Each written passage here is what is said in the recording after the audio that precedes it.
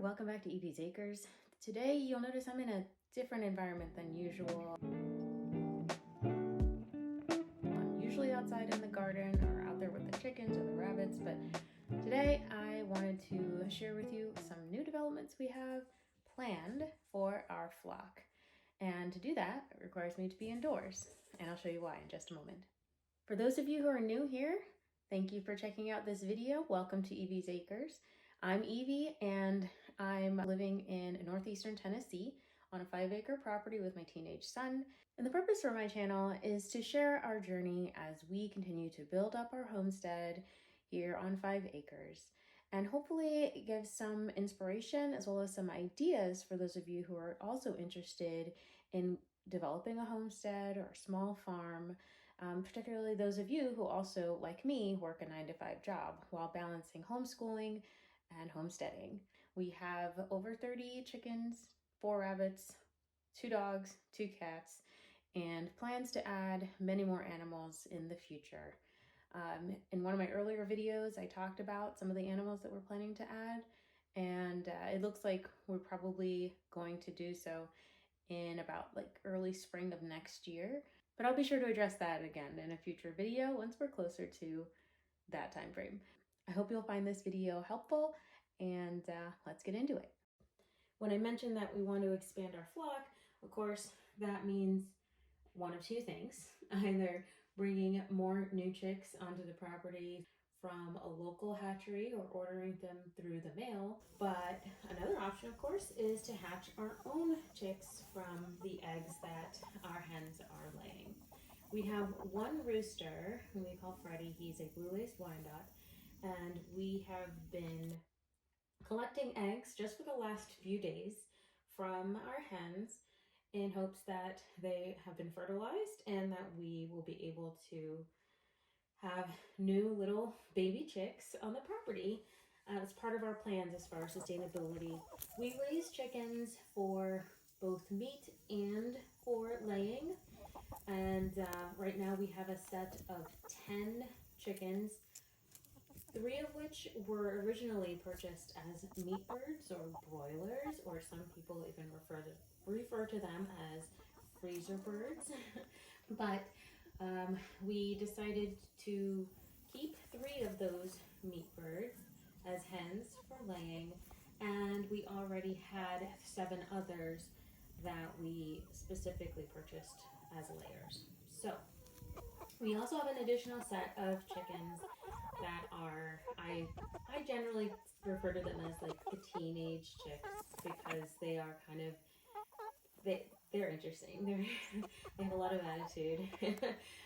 But we have 3 different types of chickens in that flock, and actually our American breast chickens will reach maturity next week. And so our plan is to process those chickens because they are known to have a really great texture and flavor for their meat.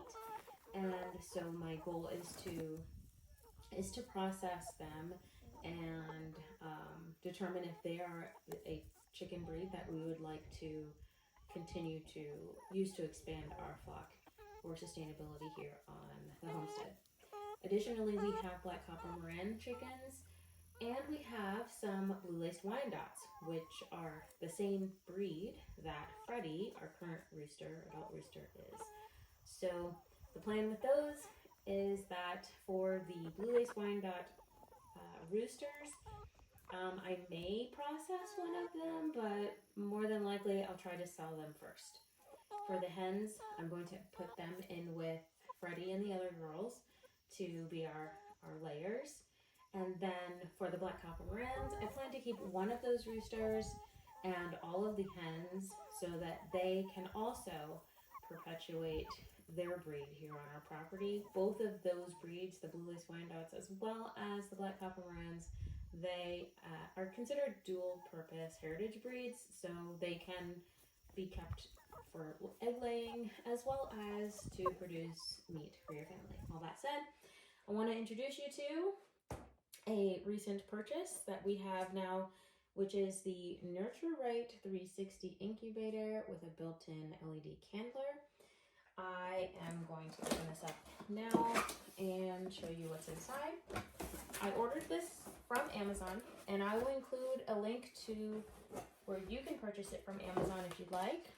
I do have an affiliate link with them, so if you purchase through that link, you will not have any additional costs to you outside of what the asking price is, but I may benefit with a small percentage of that sale. So I'm just taking some of this packaging out.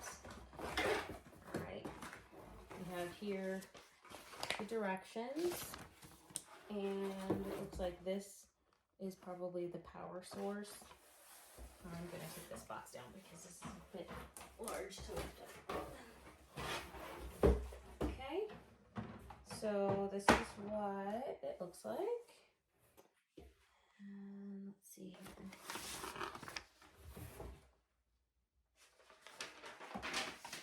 Just put the directions next to it so I can follow that as I show you. But here are the different parts.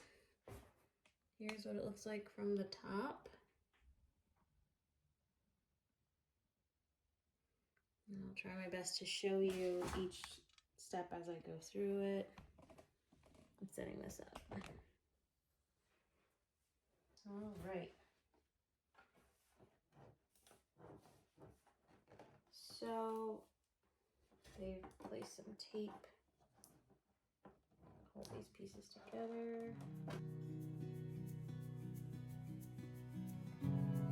I'm currently in the guest room of our house, and the reason is because it's the only place in our house where I would feel comfortable keeping the door closed so that the temperature remains consistent in this environment for these chicks to hatch. And it's also where I can obviously keep our indoor animals away from the incubator. So this plug that comes out of the bottom of the incubator actually will go into this slot, which is labeled egg turner. Then we have this cord, which will go into the outlet, and this will go into the power supply plug right here. Power is on. Okay, so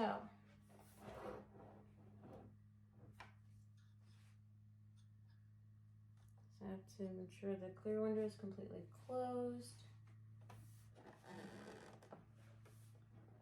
These notches. Okay, well, I gotta make sure that this is aligned properly. It was not aligned properly.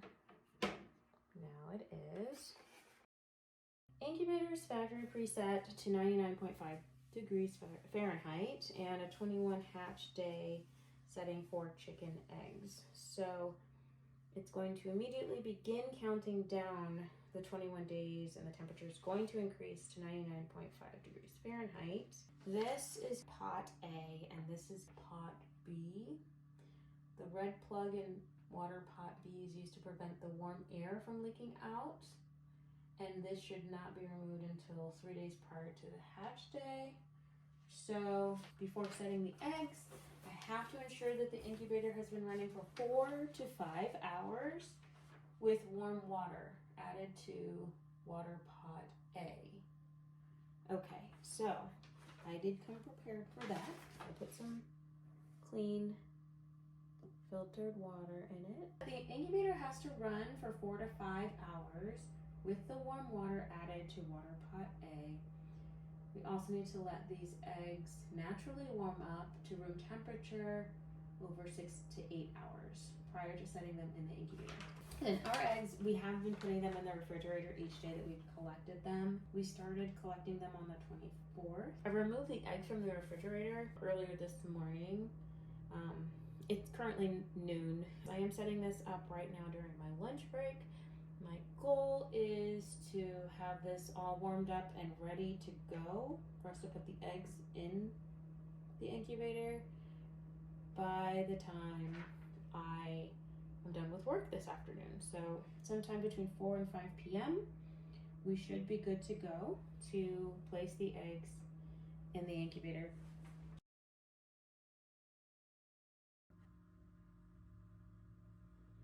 All right, well, the first step is to get this open. It's easier than I thought.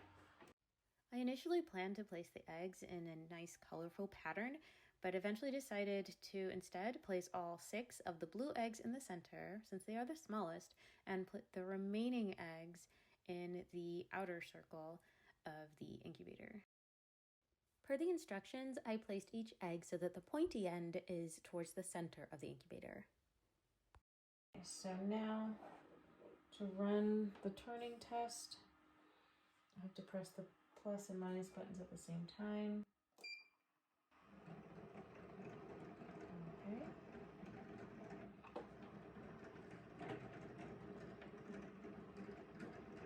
It seems to be working okay. So, all right, so I'm gonna put this back on and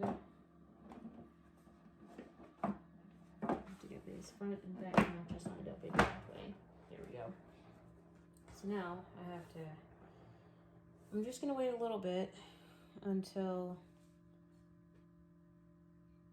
it heats back up again. It won't take very long. Let's see here, temperature's rising pretty quickly. This is the humidity. I'm gonna actually, there's this little vent right here. Right here, I use this to manage the humidity level. It says that at a minimum, it has to be at 1/3 of the way open. I'm just doing that right now to increase the humidity as quickly as possible so that these eggs are in good shape. And then as it's getting closer to 50%, basically you can leave this at 50% open or 50% closed throughout the first 18 days of the incubation period. We're at the proper humidity level now. It just needs to be between 48 and 55% humidity. Now we're just waiting for it to reach the 99.5 degrees Fahrenheit. Once we reach that milestone, I'll go ahead and reset the timer. So to reset the timer, I'm going to press and hold the menu and the negative button at the same time for 5 seconds. Okay. Have you ever hatched chicken eggs before? This is our first time. I'm curious to know, if you have, what's the most you've hatched at one time? And if not yet, do you plan to in the future? Let me know in the comments. But yeah, it's pretty exciting. Look at all these eggs. There are 22 eggs total in there. And as you can see, 6 of them are from our Americanas. We have, I want to say, these darker brown ones. I think those 3 are from our Amber Star. I think these 2 lighter brown ones are from the big red broilers. These large white eggs are from the Leghorns. It'll be interesting to see what comes out of here once these hatch in about 3 weeks. Okay guys, this is what we have set up for right now. We will definitely keep you posted over the next few weeks as this process develops. But we're excited to hatch our own chicks for the first time ever on the homestead. Of course, I couldn't finish this video without sharing with you an update on how things are going in the garden. You can see here we've got a few little seedlings coming up from our radishes. And this particular grain stock I've set up to hold 5 different varieties of radishes. Some of them have sprouted, others not yet. Not as of the recording of this video, but I'll continue to keep you posted as things develop. In the next green stock, I intermixed some of my seedlings with existing plants that I already had in this green stock. And actually, this bottom row contains some transplants from months ago that I decided to finally throw in there. But this particular green stock has still quite a few peppers. It also has some corn, which is so random, but it's there.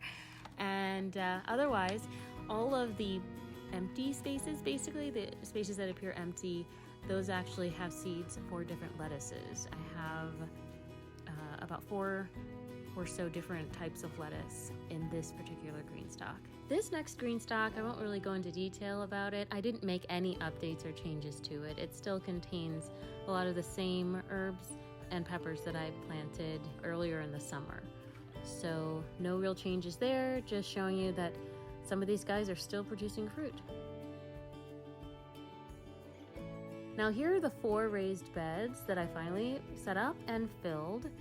The raised bed labeled number 1 contains 2 types of beets and 2 types of Brussels sprouts. The raised bed labeled number 2 contains 2 varieties of broccoli and also early golden acre cabbage.